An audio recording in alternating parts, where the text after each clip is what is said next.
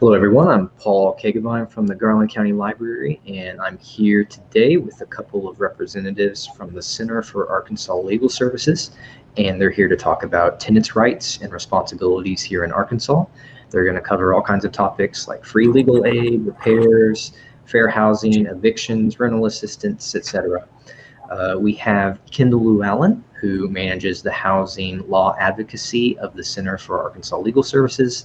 She's the managing attorney of the Center's Fort Smith and Russellville offices. She's a commissioner of the Arkansas Access to Justice Commission, and she has a Juris Doctor from the William H. Bowen School of Law. And we also have Ryan Hill, who's a staff attorney in the Hot Springs office of the Center for Arkansas Legal Services, and his work focuses on housing and family law. And Ryan also has a Juris Doctor from the William H. Bowen School of Law. So welcome to the two of you. Thank you for being here. Thanks for having us. Absolutely. So they're going to give you an audience a presentation this evening that I hope will be very informative on these topics. And if anyone watching live has questions or comments for either of them, we'll address those at the end of the presentation. And if you don't, that's okay too, because they'll let you know where you can find them with questions in the future if you do decide you have some. So I'll let you two take over and see you at the end of the program. Thank you. Well, I'm Ryan. I'm an attorney here in Hot Springs, mainly doing the landlord-tenant law cases. Kendall is my manager, and so we've got a PowerPoint presentation that we are going to do. There'll be opportunity for questions at the end. Now, we cannot give any sort of legal advice that's specific to a specific situation. We can give legal information. So just be aware that if we can't answer your question for that reason, then that's why. Okay, I'm going to do the screen share now. Let's see. I believe this one will work. Oops, sorry, technical. Try one more time. Screen 2. Ryan, I can go ahead and just talk a little bit about CALS. Okay. So we work at the Center for Arkansas Legal Services, and what we do is we are a nonprofit civil legal aid provider. So we try to, balance the scales of justice in the civil or non-criminal legal system, where for the most part, people don't have the right to have a lawyer appointed for them if they can't afford it. So nonprofits like us have to step in and try to, fill that gap so that people have access to legal representation. We don't have the resources to represent every low-income person who needs it, so we try to narrow it down into a few priorities where we think will make the most difference. So currently we have a few different practice groups or areas that we focus on, which are housing, consumer protection, public or government benefits, and family law. If you need help with one of those issues and you live in the area shown here in teal, then you can call us to apply for free legal assistance, ranging from anything from free legal advice you get over the phone when you first call to us representing you in court if appropriate for your case. You can call us at 1-800-950-5817. We have attorneys who do interviews with applicants Monday through Friday from 9 to 11 and 1 to 4 over the telephone. But you can also apply online at arkansaslegal.org. If you happen to live in one of the counties shown here in orange, then you can contact Legal Aid of Arkansas, which is our sister organization for the northern part of Arkansas.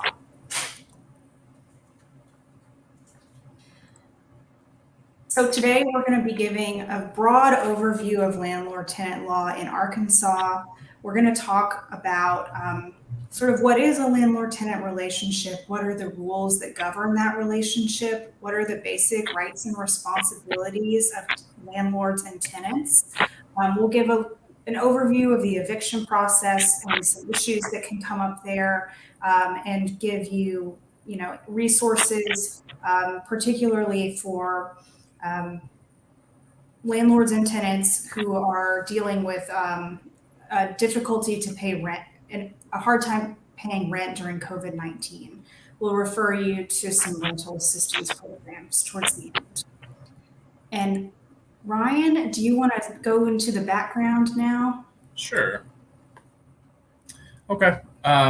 So we're just going to go over just kind of the general landlord-tenant law. So what is a tenancy? It's a possessory estate, to use those law school terminology, in land that is granted by permission of the landlord. The tenant has the right to use and enjoy the estate exclusively. That's protected by the Constitution. Now, all tenancies are governed by a contract. Even if there is no written contract, then there is an oral contract.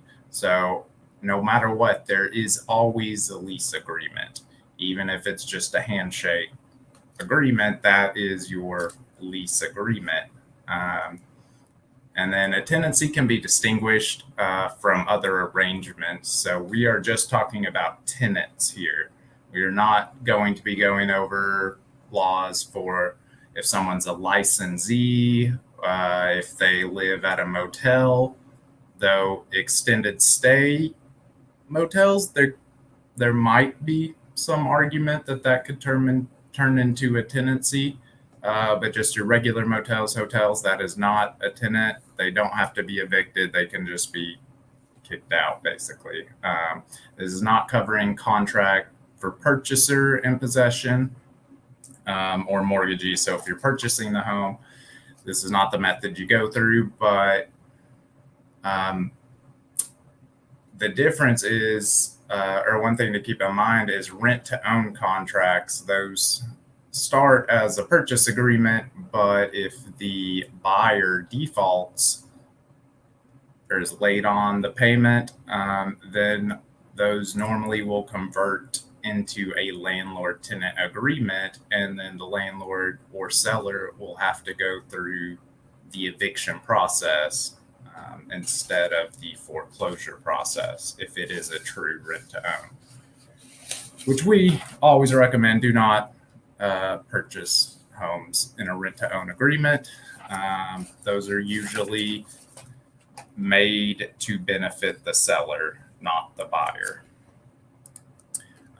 So the lease, when you're having a legal issue, such as something needs to be repaired or someone might be causing a disruption or there's just something you're not sure about, you always look at the lease first. That is the contract. If there's a written lease, you really need to have that lease if you're going to be able to assert your rights or defend your rights. It is always the place you'll look to first. Let's see. Now, just because it is a lease, that does not mean all of it is enforceable. There, I think at the end of the slideshow, there might be a picture of one lease where there's some parts of it that are just completely illegal, and a court would not enforce those. I've seen some parts that say, oh, this lease, the landlord does not have to go through the court process to evict the person, and they don't have to give any notice. They can just kick the person out and call the police, which they can't do that, even though that's in the contract. So state law, federal law will still supersede the contract in most cases. An oral lease is valid, like I said earlier, but it cannot exceed 1 year in length. And that's really any contract that's oral should not exceed 1 year in length. If no term is specified in a lease agreement, it is generally considered to be month to month. Now, that's the other thing. That doesn't mean it is month to month. It's just presumed to be month to month. And the way a judge can tell, what is the length of each lease. If the person pays monthly, and there's no lease agreement, then it's a month-to-month agreement. If the person pays weekly, then they might have an argument it's a week-to-week agreement. If they pay every 3 months, there's a good argument that it's a 3-month to 3-month tenancy.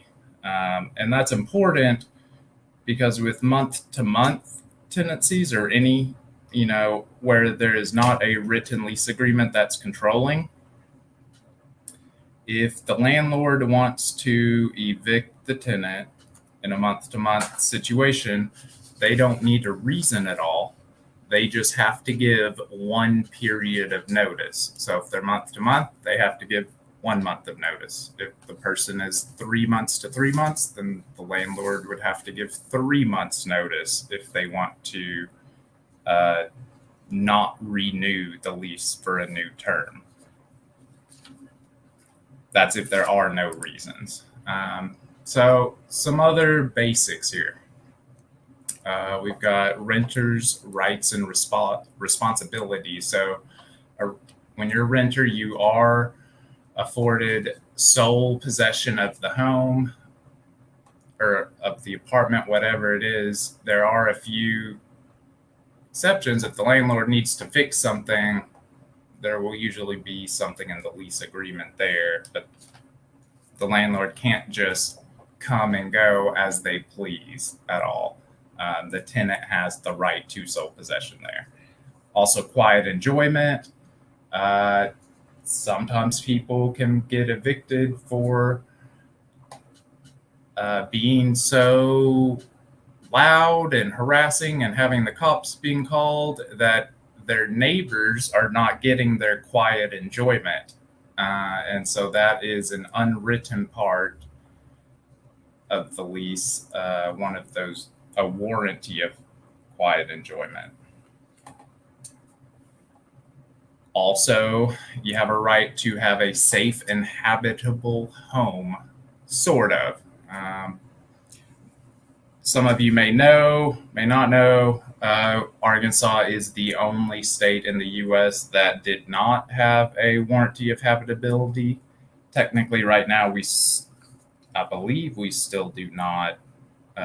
Kendall knows a little bit more about that than I do. They did pass a bill that will become law. And we'll get into that in just a minute about the warranty of habitability. Other rights, you should not be self-help evicted. We will get into that too. That happens way too frequently, and judges do not like it if the landlord self-help evicts a tenant. And you also have the right not to be discriminated against. That is part of the Fair Housing Act.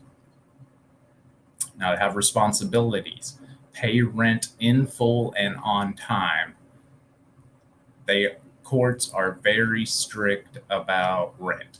There is no defense for not paying rent, except temporarily there is one, the CDC moratorium, which we'll get into in just a little bit. But in general, there is no defense for failure to pay rent.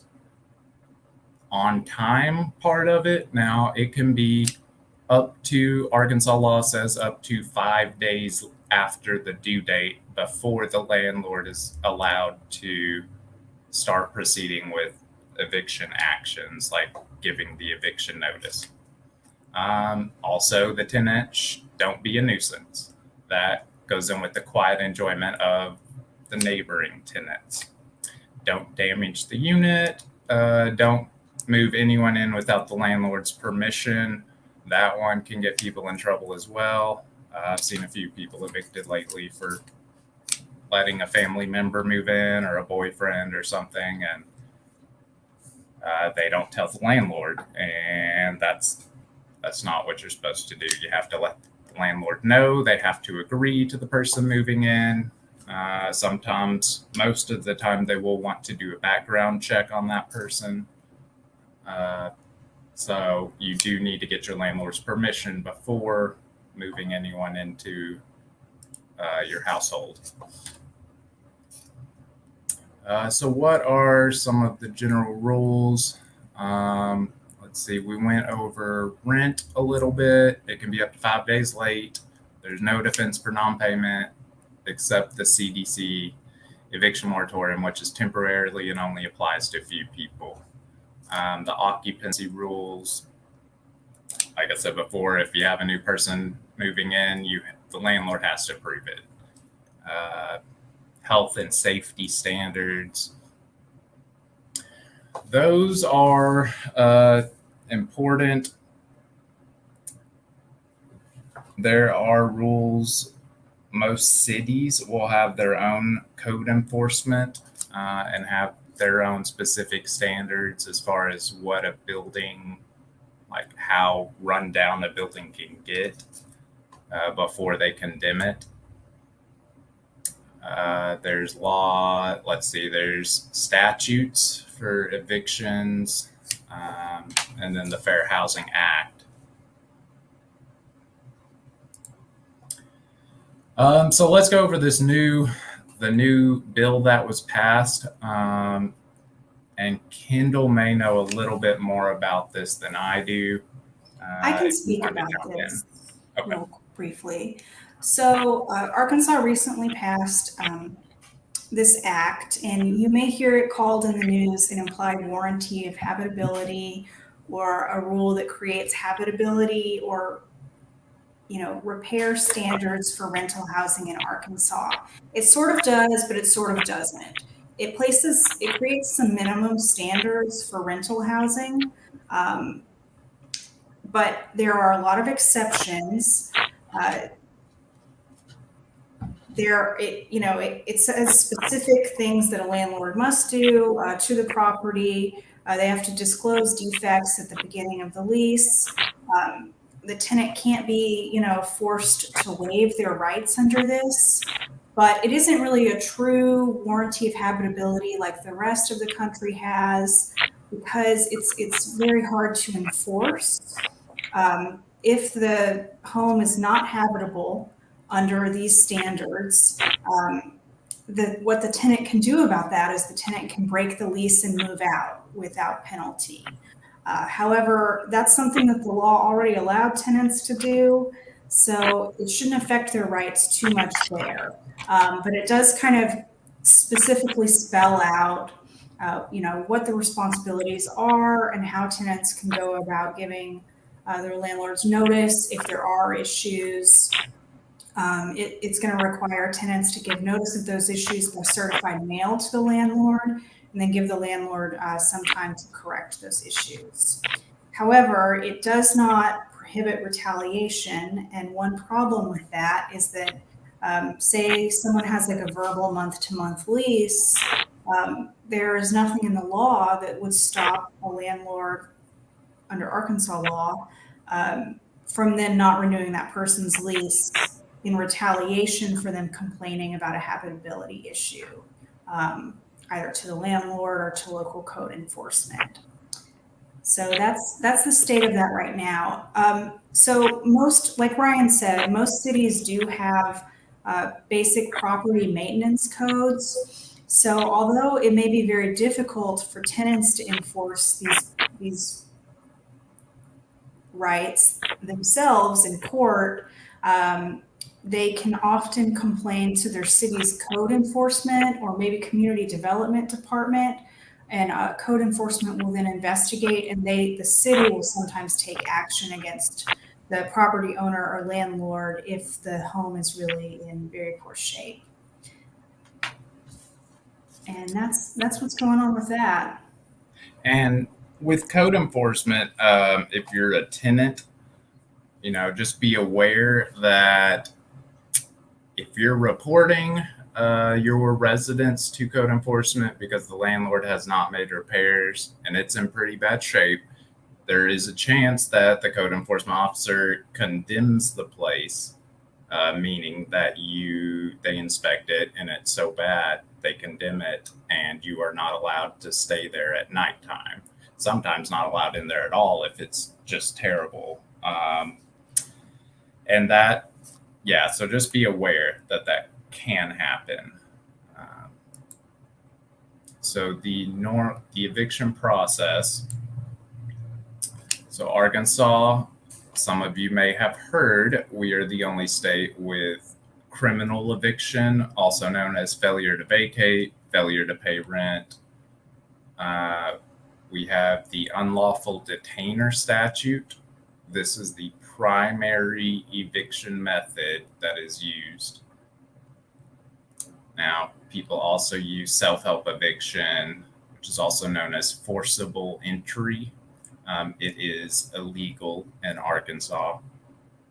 That's things like changing the lock, turning off utilities, etc. We'll get into it in just a little bit. One thing to remember, the big thing to remember about criminal eviction or failure to vacate, it does not authorize a judge to rule on who has the right to possession of the premises. All it allows the judge to do is fine the tenant between $1 to $25 per day that they are in the property after the notice expires. And we'll cover that again real quick. But so unlawful detainer, this is the main method of eviction. What are the reasons you can evict someone under the unlawful detainer statute? Well, pretty much all of them. Non-payment of rent, that's the main one. That one only requires a 3-day notice. That is the shortest notice out of all of the eviction statutes. So non-payment of rent, a 3-day notice. Now you can also use it for, if you're the landlord, use it for other reasons such as property damage, their lease expired and you're not renewing it. So that's holding over if they're a nuisance, anything like that. So for non-payment of rent requires a 3-day notice. If you're non-renewing a month-to-month lease, like I was mentioning earlier, 30 days is the amount of notice that you would need to provide. So one full rental period to let them know that you're not renewing the lease. Also, a 30-day notice is required for non-payment in federally funded housing. So normally non-payment, you can do the 3-day notice, but with anything having to do with HUD, Section 8 voucher, any housing that accepts any sort of federal money, low income tax credit units, they require a 30-day notice for, I think it's for all of any reason. And that has to do with the CARES Act from last year. So unlawful detainer, I'm going to go through the process of it with you right now. So say the tenant doesn't pay rent. Now for rent, remember there's the 5 days that you were given as kind of a, I want to go back. 5-day period that you can be late. So if rent's due on the 1st of the month, once it gets to the 6th of the month, that's 5 days late. The landlord can give a notice to vacate, also known as a notice to quit. If it's non-payment of rent, it should be for 3 days. If it's for any other reason, lease violation reason, the unlawful detainer statute does not specifically say. I believe it would be 14 days based on other laws, but it is not super clear like it is for non-payment of rent, which is 3 days. So once, say it's non-payment of rent, landlord gives the notice to vacate for 3 days to the tenant, gives it to them on the 7th of the month, gives them until the 10th of the month. Once that expires, if the tenant is still in the property, so on the 11th of the month in this situation, the landlord or landlord's attorney can go file their complaint for unlawful detainer with the circuit court. It should not be filed in district court, but it can be sent to the district court from the circuit court. So now, what does the landlord need when they file it? A complaint. So they'll file it. They have to serve the tenant. So when the tenant receives this paperwork from the process server, they're going to have the complaint, which should list the reasons that the tenant's getting evicted. It has to have a notice of intention to issue writ of possession. There is just a blank one in the statute. Or one that's already that you can just print off from the statute and send to them. It needs a summons, an affidavit, which is required for unlawful detainer, and they should also include the lease and eviction notice, because these are necessary documents that are the cornerstone of the lease agreement. So with the summons, where it says should note 5-day requirement, on the notice of intention to issue writ of possession, the tenant will get served the paperwork, all 5 of these things, and then they have 5 days to file an objection, not counting Sundays or legal holidays. So it does count Saturdays. If the tenant files their objection within 5 days, then the case is set for a hearing on possession. If the tenant does not object, then some different things can happen.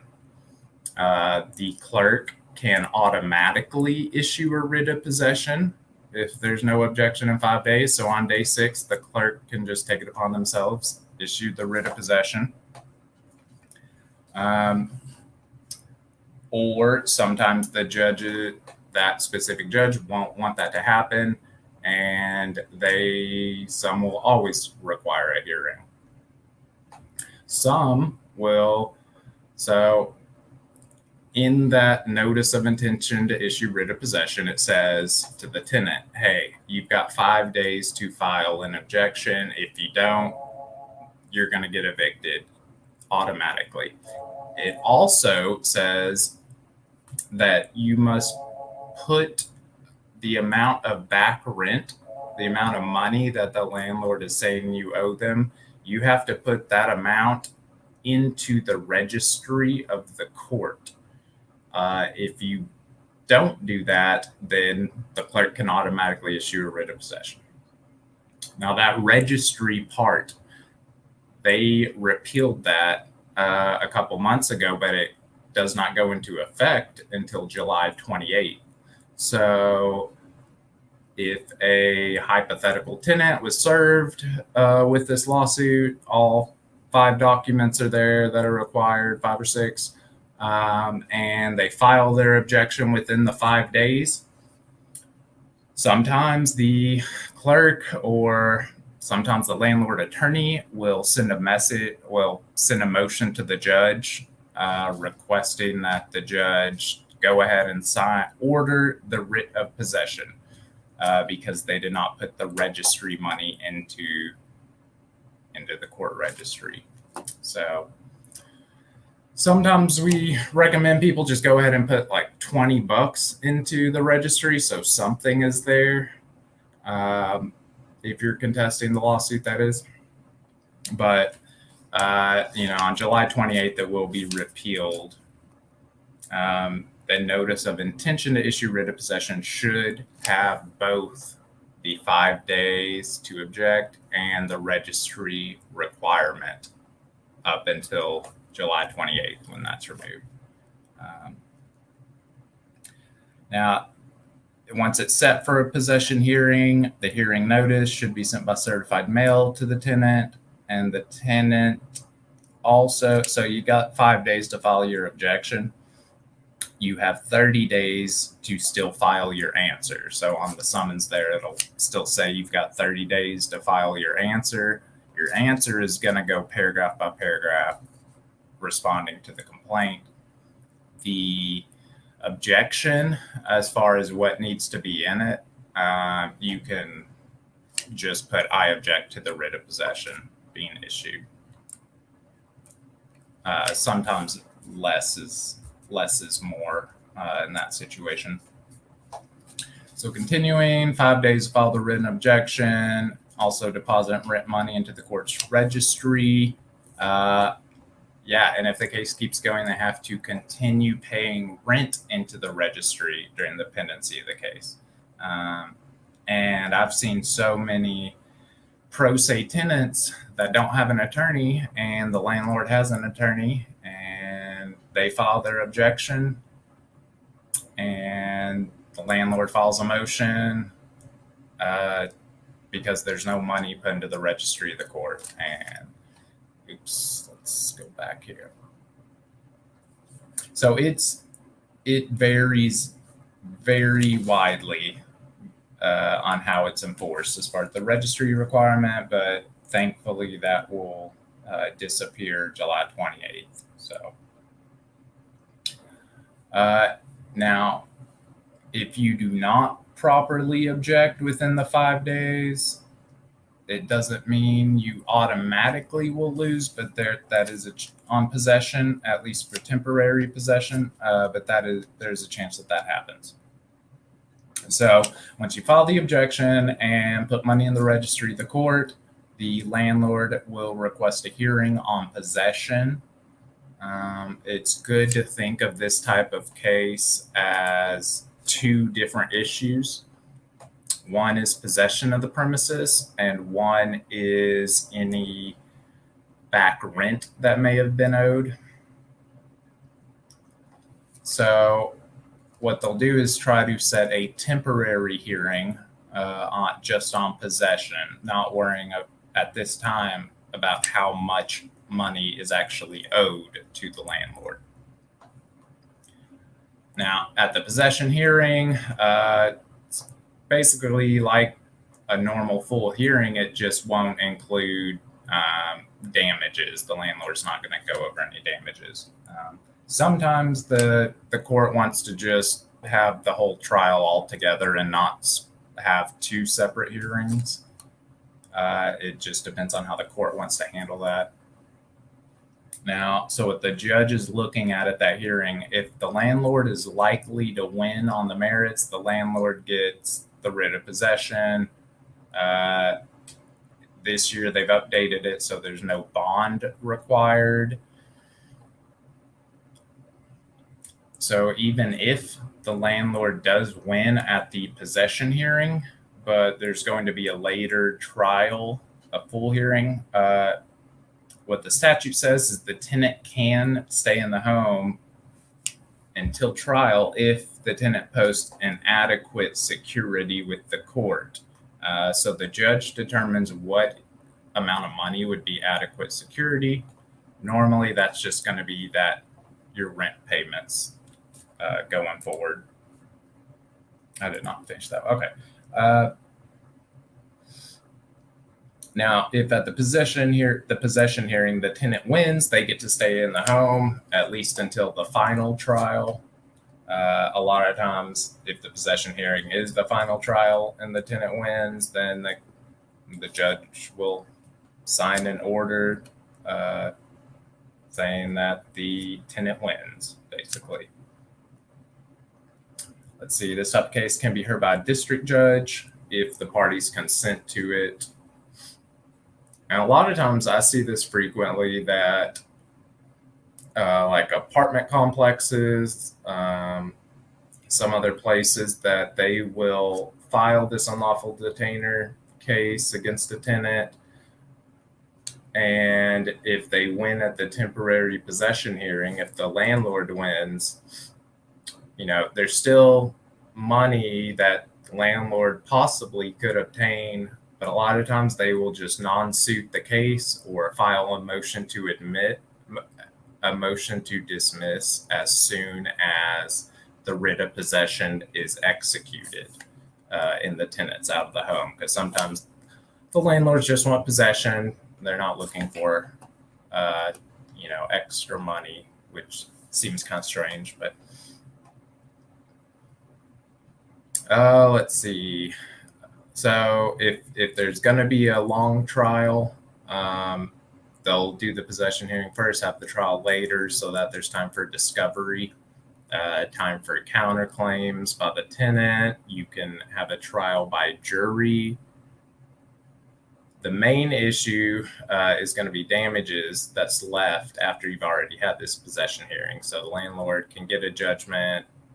If they win a trial, can get a money judgment. The tenant can actually get a money judgment and a writ of possession saying they get to stay there if the tenant wins a trial, but was removed at the possession hearing. So if the tenant lost at the first possession hearing, wins at the trial, then the judge will do another writ of possession.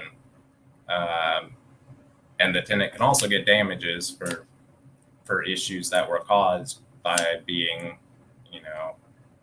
evicted when they shouldn't have been. So how's the writ of possession executed? Once the judge orders it, the judge does not sign the writ of possession, they sign the order. The clerk then signs the writ of possession, sends that over to the sheriff's office. They send a sheriff down to the property, and the writ of possession, the sheriff will come knock on the tenant's door, tell them, hey, you've got 24 hours to vacate. If you're not out of here in 24 hours, then I will remove you from here. If the person is not home, then the writ of possession says the sheriff has, I think it's like 8 hours.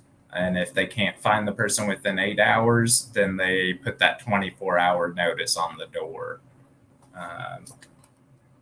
which that's usually not an issue because that's where the tenant is trying to stay. They're not just going to go missing. So once the sheriff comes in and either removes the tenant or the tenant leaves, a lot of times that 24 hours, the tenant cannot get all of their possessions out because that's a pretty quick turnaround. So as a tenant, you definitely want to know a little bit ahead of time if this is going to happen. And sometimes after the first possession hearing, there may be a day or two in between before the sheriff gets there, but definitely don't expect that. Normally, you'll have the hearing, next day the sheriff is there. Possibly even that day, but hopefully not that fast. So if the tenant leaves possessions behind because they had to get out super fast, if the landlord, what the landlord is supposed to do is they must lock up and store the tenant's possessions at a place that is considered reasonably safe. And the tenant is supposed to pay back the landlord for the cost of storage. Now, if the landlord wins at the final hearing and the tenant left a whole bunch of stuff behind, the statute says that their possessions can be sold to satisfy the money judgment that the landlord gets, if they're not picked up by the tenant. Usually that does not happen, but the tenant needs to have every opportunity to come and collect their belongings. So that's pretty much it for unlawful detainer. That is, the main method of eviction here. It's the most constitutional method in our opinions. The other method, failure to vacate or criminal eviction, like we said before, it's not even an actual eviction because the judge cannot order a writ of possession. So what they'll do sometimes is tell the tenant that if they're not out, then they're going to arrest them and hold them in contempt of court. That doesn't really happen anymore, but that has happened before. People that support the statute will say that tenants do not get arrested for the statute under criminal eviction, but it does happen sometimes. There's a district court that issues an arrest warrant every single time failure to vacate is initiated. So it is only for non-payment of rent. It can't be for damages to the property, unauthorized occupant, anything like that. Only for non-payment of rent. And because we're the only state out of all 50 that has this criminal eviction, we have been on International Human Rights Watch. Vice has done documentaries and stories and articles about the fact that we have criminal eviction, that because you cannot afford to pay rent, you can get a misdemeanor on your record. So if someone's going this method, they need to give a 10-day written notice to vacate to the tenant. It can only be for non-payment of rent. If you are found guilty, the judge may fine you between $1 to $25 per day. The statute used to say only $25 per day fine, but that was ruled unconstitutional. So now it's $1 to $25 per day. And I'll just add that the failure to vacate statute is not enforced uniformly across the state. It's pretty widely unpopular across Arkansas, and for a variety of reasons, there are some courts that refuse to enforce it and some prosecutors that refuse to bring charges under it. So it's fairly rare to see these charges brought outside of like the Hot Springs area and the Texarkana area, although you'll occasionally see cases pop up in other places. Yep. And a lot of times what happens is, like the PowerPoint says, it works by coercion. The prosecutor and judge will agree to null pros the case, which is essentially the same as a dismissal. So they will agree to null pros if the person moves out. So usually they'll set it for your first hearing is going to be a plea and arraignment. Oh, and this is big. If you get a citation, like a ticket for failure to vacate, there will be a court date on there, just like when you get a speeding ticket. Just because you move out, just because the tenant moves out, does not mean that they don't have to go to that hearing date on the citation. You have to go. If the tenant does not go, then the court will issue a failure to appear citation, usually with an arrest warrant, and that will say sometimes even do not cite release. So you can get, put in jail for a few days just by missing that first court date. So if you get a citation, pay attention to it. Do not miss that court date, no matter what. You have to go. Okay. Yeah, it is mainly around Hot Springs, Malvern, I think Montgomery County, DeQueen. I think those are the main areas that I see it. I know Northwest Arkansas does not really use failure to vacate. Central Arkansas does not really use it. I think Saline County does use it. They do require, at least they used to require, a copy of the written lease agreement and an affidavit from the landlord before the prosecutor would file charges against the defendant. So that at least was a little bit of a higher standard required. But the absolute worst thing a landlord can do is to self-help evict a person. We don't live in the Wild West, so you cannot go in and just change the locks, turn off the utilities, remove their personal property and start throwing it outside, remove a door so that they just don't want to stay there anymore. I had someone threatened that the landlord is going to start removing the walls of the mobile home.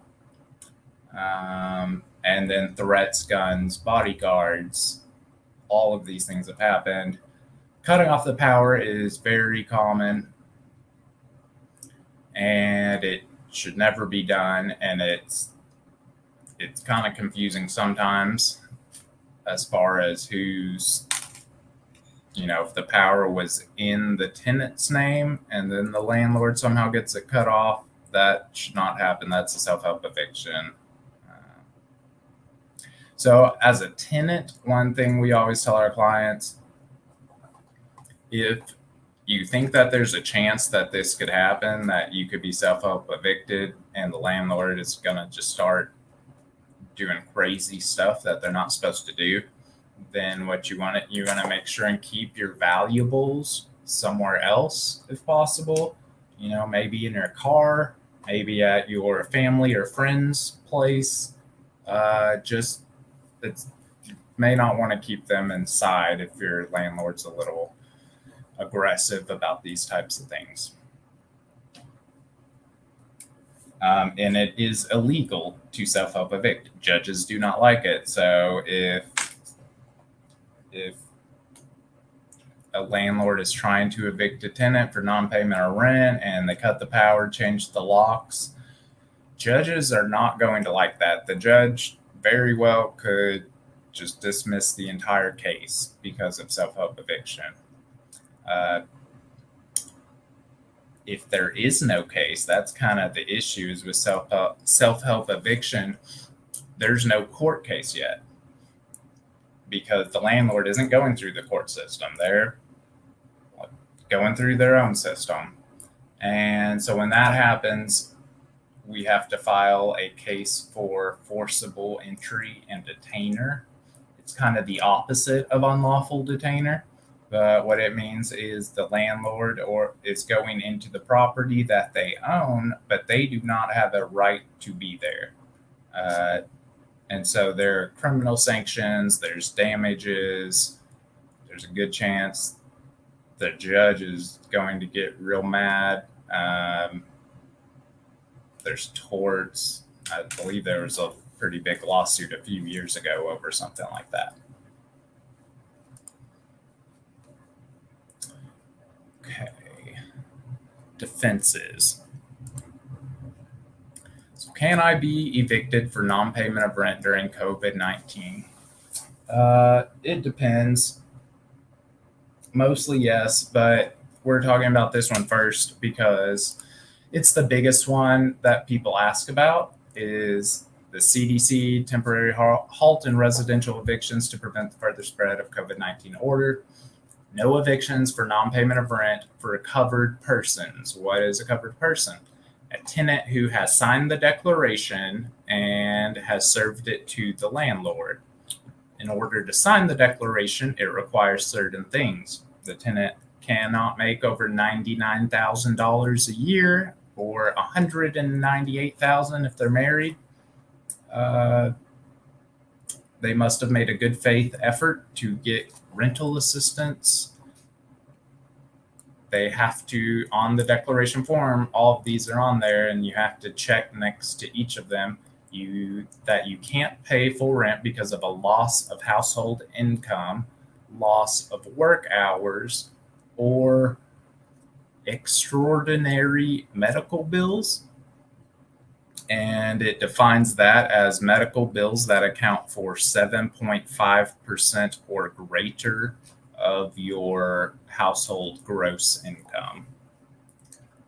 Let's see, you also have to have attempted to make partial payments, and it also states that you would be homeless or doubled up in bedrooms if you were evicted.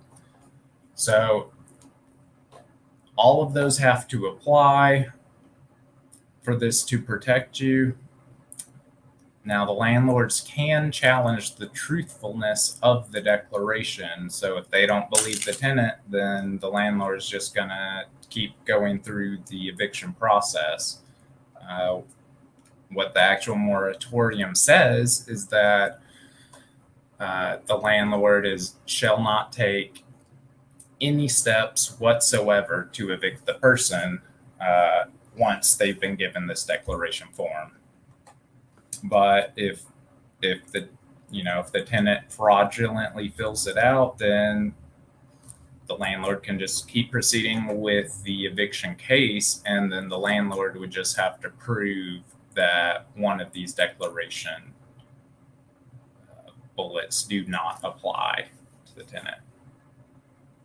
Now, one thing to keep in mind, rent is not forgiven by this. It is still owed. It is still due.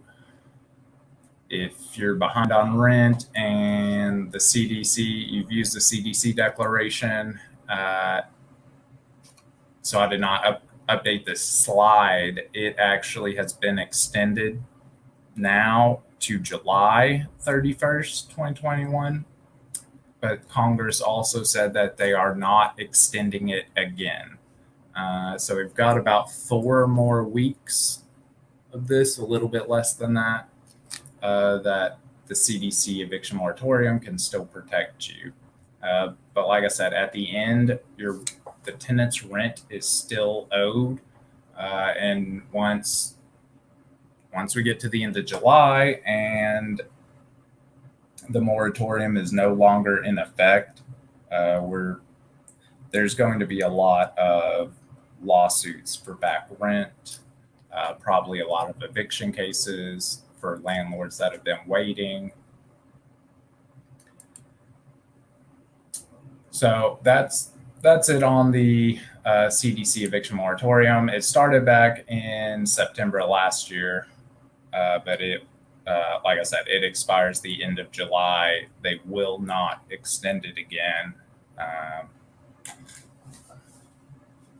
So just be aware of that. So one other thing, this is getting a little in the weeds, but if you get any sort of federally subsidized housing, HUD, USDA, low income housing tax credit, or if you're purchasing a home and that home has a federally backed mortgage like Fannie Mae or Freddie Mac, then those are considered covered properties. If you live at a covered property, you're a covered tenant. And the CARES Act initially, I believe, prevented eviction, but that expired a long time ago last year. But part of it still continues, and that is that for any housing with any sort of federal subsidy, they have to still give 30 days notice for evictions if it's for non-payment of rent. So any sort of federal money whatsoever, and they have to get that 30 days notice. In fact, it even is broader than that. Say if you've got an apartment complex and half the people are on Section 8 vouchers, the other half do not get any federal assistance. Even those people that do not get any subsidies at all, they are still protected because it is a covered property, because there are other tenants at this complex that get the Section 8 voucher. So that's a big one to watch for. Let's see, other common defenses. Let's see. Insufficient service. You always want to be served. Make sure you were served correctly with the summons and complaint. And I've seen cases they'll leave out the affidavit that's required for unlawful detainer. So the case should be dismissed then. One, they gave an incorrect notice of intent to issue writ of possession. So that case should be dismissed. Let's see, there are a couple others. Let's see, waiver and estoppel. So what that is talking about, say if the tenant pays rent late every month. They pay on the 15th of the month and they're supposed to have paid on the 1st. And they've been doing this for 3 years. The landlord can't just suddenly wake up one day and say, I'm evicting you now because you paid too late. They have waived that.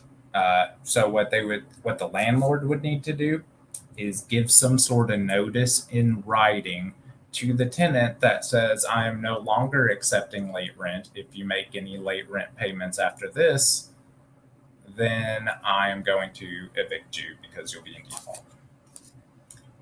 Let's see. Kendall, do you have any you'd like to add?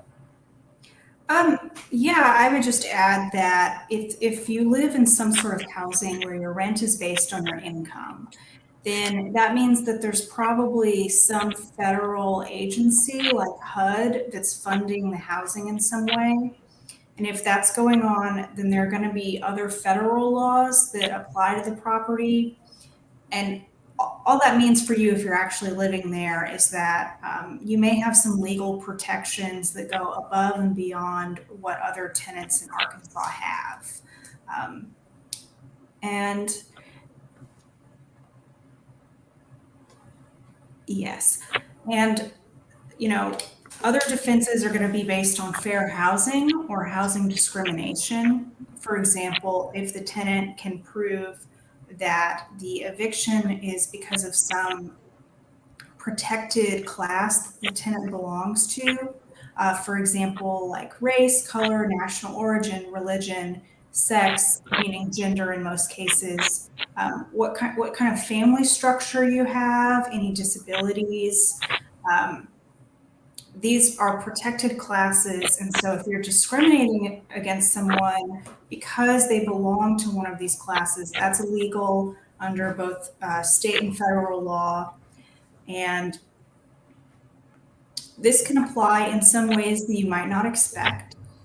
For example, the federal government has recently interpreted sex and gender to protect people from housing discrimination based on sexual orientation and gender identity. And you also cannot evict or, in any way discriminate in housing against someone because they are they're currently experiencing or they in the past have experienced domestic violence as a victim, right? There are some federal laws that apply specifically to that for federally funded housing, like the Violence Against Women Act, but everywhere, no matter whether your complex is like Section 8 or if it's not income-based at all, that's still going to be considered illegal gender discrimination. So what does that actually mean, right? If they're pretending there's no units available, if they're telling you to move out on that basis, or when it comes to disability, right? Someone with a disability can ask the housing provider to accommodate their disability, to kind of make room for their disability, either by changing their own policies, which would be a reasonable accommodation, or somehow physically changing the building, and that's called a modification. These requests have to be reasonable, but they are required. Modifications, generally a tenant would have to pay for that themselves, but fair housing law is generally going to apply to in rental housing to any landlord who has 4 or more units. And there are some exceptions. If you have questions, please contact your local legal aid program and we can sort of talk through your specific situation with you. And if you think that you may be a victim of housing discrimination, there are a few things that you can do. You have the right to, get your own lawyer at any point in this process. One won't be appointed for you normally, but if you get one through like your legal aid program, they can help you negotiate sort of informally. That's how a lot of these cases are settled. This can come up as a defense in an eviction case, or sometimes tenants can just sue a landlord as a standalone claim. They could actually sue in court, or they could go through more of an informal process before some kind of government agency like the Arkansas Fair Housing Commission or with the U.S. Department of Housing and Urban Development. And again, please contact us if you have questions about these issues.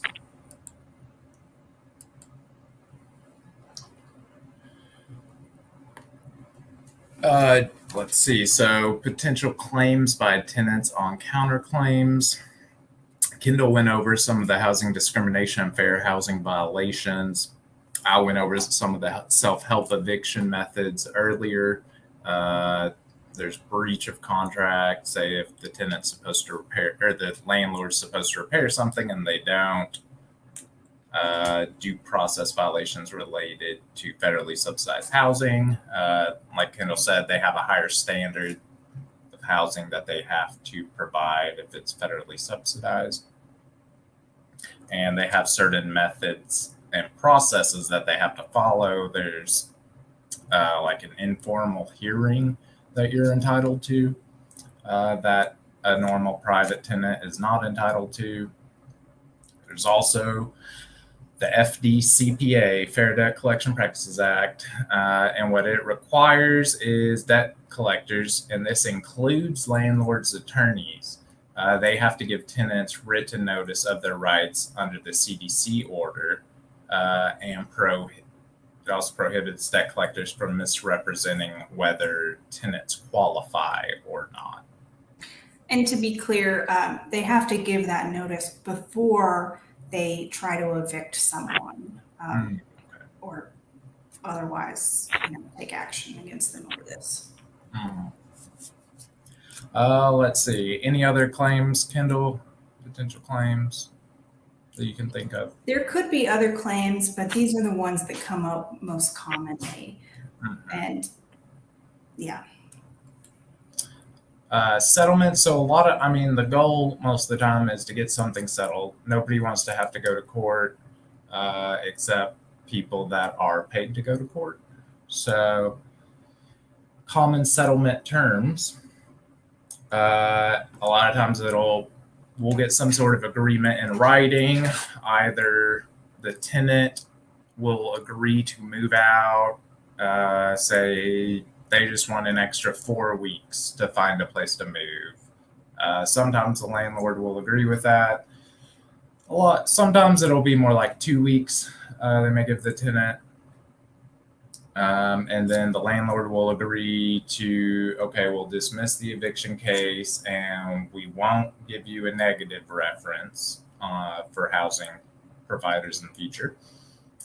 And then a lot of times it will include the tenant paying back the landlord either in lump sum or monthly installments to get caught back up. That's normally if the tenant is staying at the property.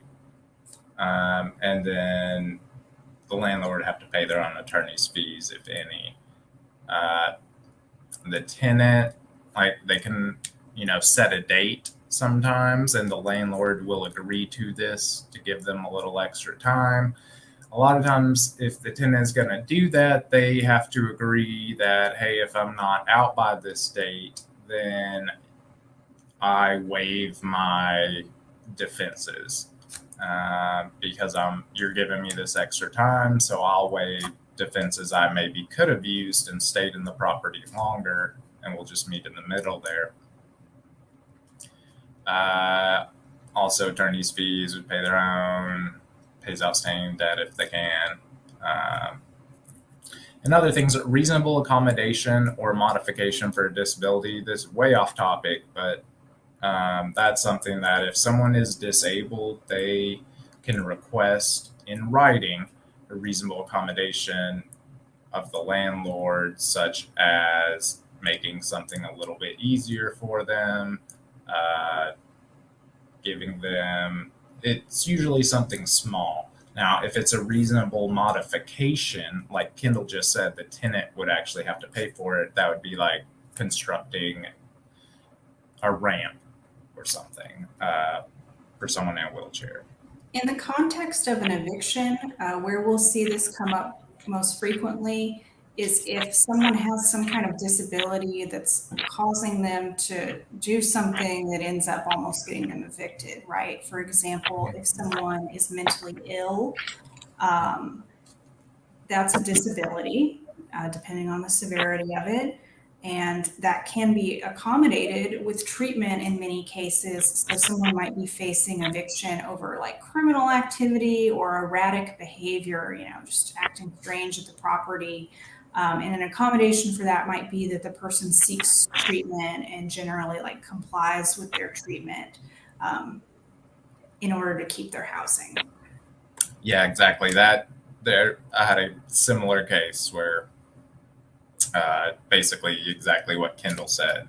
Someone has some mental issues, and acts somewhat erratically due to their schizophrenia, and so they were going to get evicted. We requested a reasonable accommodation of the landlord to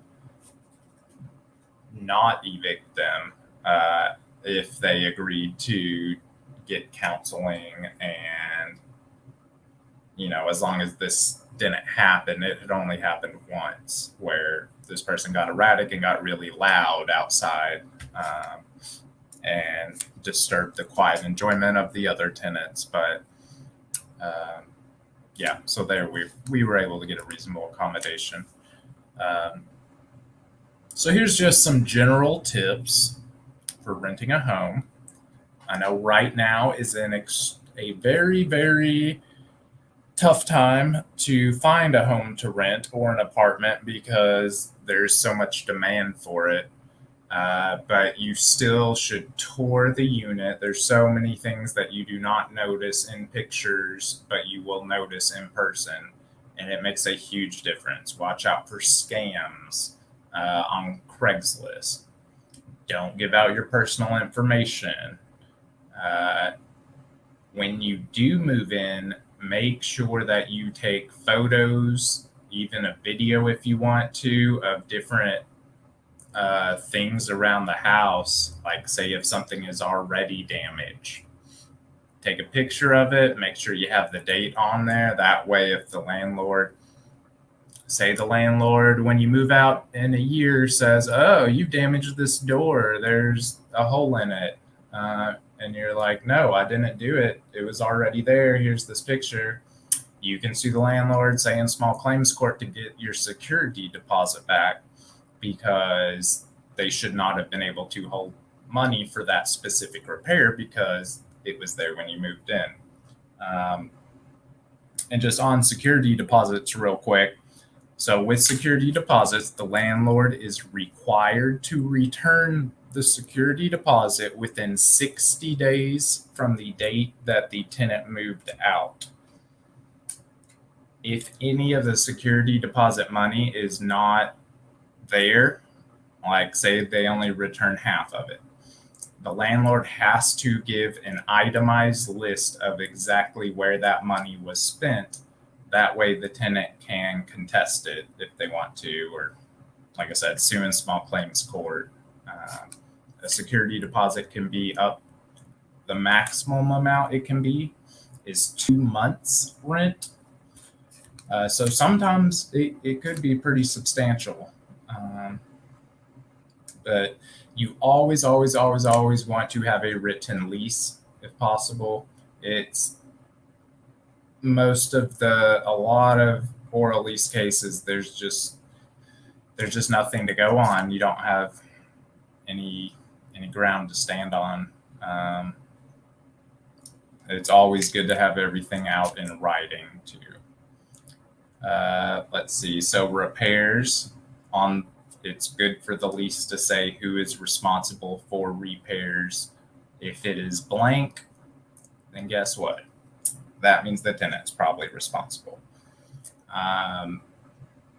But most of the time it is going to say either the tenant's responsible or the landlord's responsible. If you're renting from like a big apartment complex, if it's just a handshake rent, and it's not in writing who's responsible, or there's no written lease agreement, then it is most likely the tenant's responsibility. This is the other thing. Do not sign the lease until the repairs are made. There are so many cases that we get or we hear about where the person said, oh yeah, I went ahead, signed the lease, paid the first month's rent and security deposit. They were supposed to make these repairs because this toilet was broken and this door needed to be fixed, and the landlord, that was 4 months ago, and they just keep giving me the runaround. Once you sign the lease and move in, it is really tough in Arkansas to compel the landlord to make a repair if they don't want to. And like Kendall was saying with the warranty of habitability, the tenant can't force the landlord to do it. The tenants can just break their lease and move out at that point. Let's see, no verbal side agreements. You always want those in writing, and then watch out for red flags in leases. That was like what I was talking before when it says a lease may say something about the landlord does not need to go through the court system, or the landlord does not have to give a notice to vacate. Those are definitely red flags. Okay, so that is our presentation. We've got a couple resources at the end here. As far as rental assistance money, these are the two main websites that you would want to visit for rental assistance in Arkansas. The AR Fresh Start is kind of a compilation of a bunch of different places that got rental assistance money. CSO, I think, is Community Services Organization, CADC, a bunch of different acronyms like that are hard to remember. And then the Arkansas Rent Relief Program, you can just Google DHS rental assistance, and it'll bring you to this website. And they, I believe, received their money about a month ago, 4 to 6 weeks. So I believe they are still accepting applications. They will pay your back rent if you're behind. I believe up to 12 or 15 months. The landlord can apply. If the tenant does apply, they have to give information about the landlord, like their email address, because the landlord also has to fill out some paperwork for it. But they will also help pay, say if you're moving into a new place, they can pay up to 3 months going forward. They will agree to pay that. And I believe at the end of 3 months, that can even be applied for again to get 3 more months moving forward. But they are definitely, if you're behind on rent and you have not applied for this, you need to do it today, because it's the best, easiest way to try to get rental assistance right now. Now, if you need it moving forward, like I said, 3 months can be covered here, but also you may want to go to your public housing authority. And the Section 8 voucher program used to have like a 3+ year wait, like 2 or 3 years is what they told people on the wait list. It's a little shorter now because they got a whole bunch of new federal money to create more Section 8 vouchers. There still may be some wait, but it's much shorter because of all the new money that they just got. So DHS rental assistance, arfreshstart.com, your local public housing authority. And then if you have any questions, need any sort of legal advice, you can call our helpline number up here, the 1-800-950-5817. And like Kendall said, Monday through Friday from 9 to 11 a.m. or from 1 to 4 p.m. You can call in. They'll make sure that you are eligible for our services because we do not charge anything for this. And then they'll send you to a helpline attorney who will interview you and see if it's something that we can represent you on or give you advice on, whatever the deal may be. And there's also a website called Arkansas Free Legal Answers, where low-income Arkansans can get free legal advice just over the internet for a variety of legal issues. And I think that would apply for both landlords and tenants if they're not able to get services through our program. That may be helpful. Deal. I believe that is all that we have. Let me X out of that. Okay.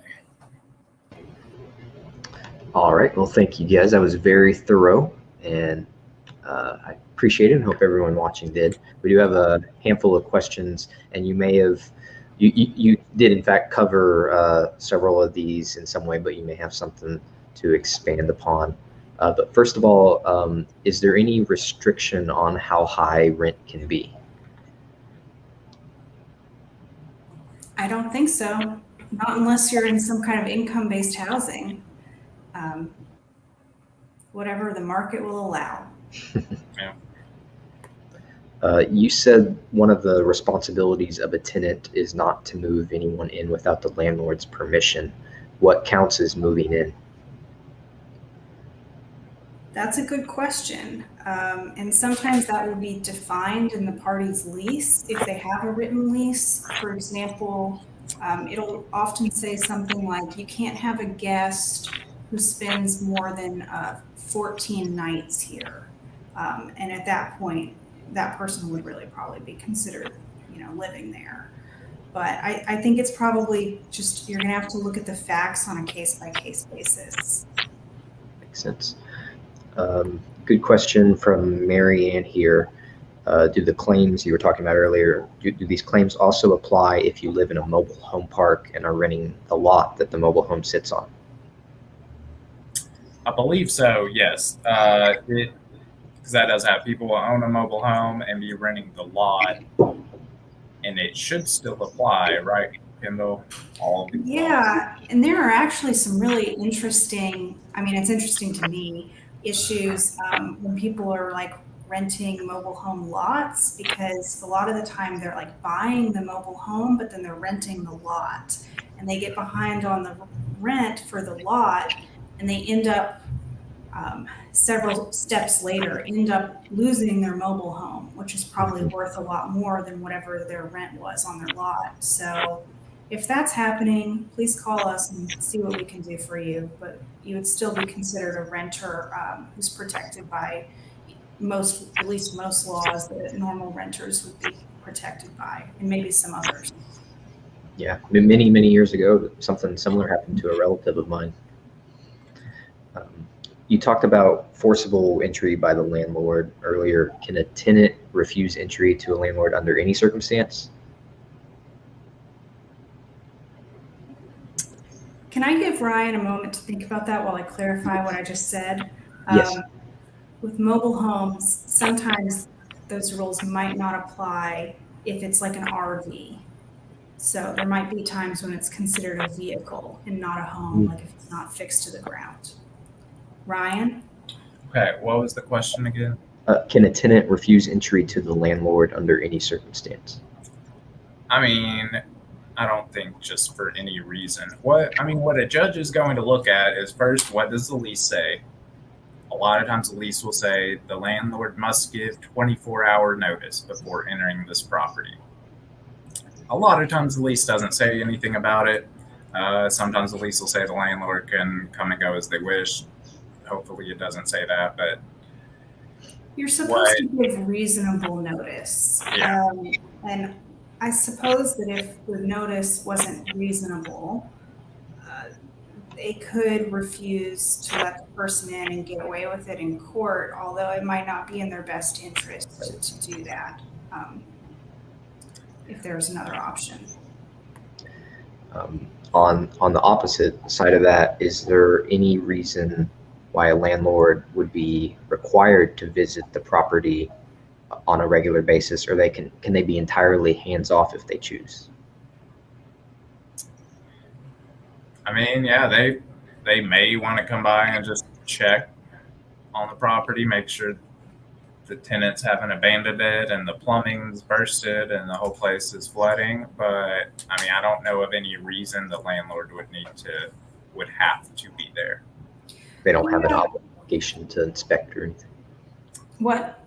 They don't have an obligation to inspect the property or anything, I think is what the question's asking. Not really, not on a regular basis. So they should go and look at it before and after before someone moves in and after someone moves out, just to establish like any damage and make any repairs that need to be made. But unless they're making some kind of repair to the property, they don't really have to come by under Arkansas law. This one I think you covered for the most part, but you may have something to add to it. Does a landlord have an obligation to act on unpaid rent, or can they wait indefinitely if they make some sort of verbal agreement that late payment is okay? I mean, a landlord doesn't have to. A landlord can let you live there for free forever if they want to. They don't have to evict you if they don't want to. What types of questions are illegal for a landlord to ask a tenant? So I hear this sometimes. People say like, oh, these questions are illegal in a job interview. These questions are illegal for a landlord to ask. And like the questions themselves are not illegal. The thing that's illegal is if they're using the questions to try to discriminate against someone. So, you know, it would probably be unwise to ask a bunch of questions about somebody's like ethnic background, or like, I'm trying to think of an example, their religious beliefs, something that could potentially lead to discrimination or lead the person to think that they're being discriminated against on the basis of a protected class. Because then if the tenancy doesn't work out, it can be assumed that that could have had something to do with it. Yeah, and Yeah. again, sadly, the Fair Housing Act still only applies if someone owns 4 or more units. So if they own, say, 2 houses that they rent out, I guess legally they don't have to follow the Fair Housing Act for the most part. Last question here. Some places require that monthly income be X amount of times higher than the rent being charged.